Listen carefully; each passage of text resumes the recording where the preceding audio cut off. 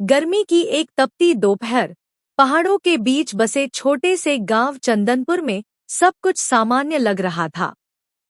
गांव के लोग अपने अपने कामों में व्यस्त थे, लेकिन गांव के ठीक बीचों बीच मौजूद पुरानी हवेली हमेशा की तरह वीरान और रहस्यमय खड़ी थी। लोगों का कहना था कि उस हवेली में कोई अदृश्य ताकत है जो रात के समय जागती है।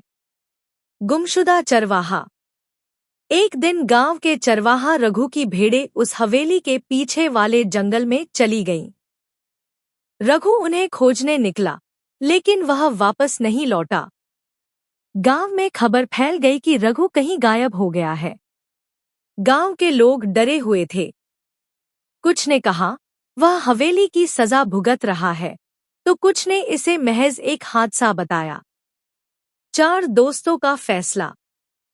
4 दोस्तों किशन, हरीश, मोहन और सीमा ने ठान लिया कि वे रघु को खोज निकालेंगे। यह जानने के लिए कि आखिर रघु के साथ क्या हुआ, वे आधी रात को पुरानी हवेली के अंदर जाने का फैसला करते हैं। हवेली के आसपास के लोग उन्हें रोकने की कोशिश करते हैं, लेकिन वे अपने इरादे पर अडिग रहते हैं। हवेली के अंदर आधी रात को जब चांद की रोशनी हवेली की टूटी खिड़कियों से अंदर आ रही थी, चारों दोस्तों ने अपना साहस जुटाया और दरवाजा खोला। अंदर का माहौल अजीब था। हर तरफ धूल की मोटी परत, झूलते हुए मकड़ी के जाले और एक अजीब सी ठंडक। सीढ़ियों के नीचे एक पुराना बक्सा पड़ा था। हरीश ने जैसे ही बक्सा खोला, उसमें से एक खंडित नक्शा और एक चिट्ठी मिली। चिट्ठी में लिखा था, यह हवेली सिर्फ एक रहस्य नहीं, बल्कि एक मकसद है। जो इसे समझेगा, वही सच तक पहुंचेगा।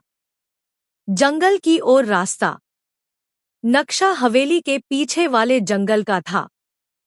चारों ने मिलकर नक्शे को समझा और तय किया कि वे जंगल में जाएंगे।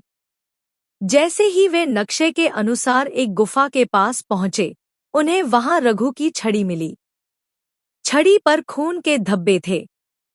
पास में ही जमीन पर किसी के खींचे जाने के निशान भी थे। गुमनाम रास्ता। गुफा के अंदर घुसने पर उन्होंने एक गुप्त दरवाजा देखा, जिसे खोलने के लिए नक्शे में एक कोड लिखा था। दरवाजा खुलते ही वे एक अंधेरी सुरंग में पहुंच गए। सुरंग के अंदर अजीब सी गंध और भयानक सन्नाटा था। अचानक सुरंग के दूसरे छोर से किसी के कदमों की आहट सुनाई दी। सस्पेंस का खुलासा। जैसे ही चारों ने छोर पार किया, वहां उन्हें रघु बेहोश मिला।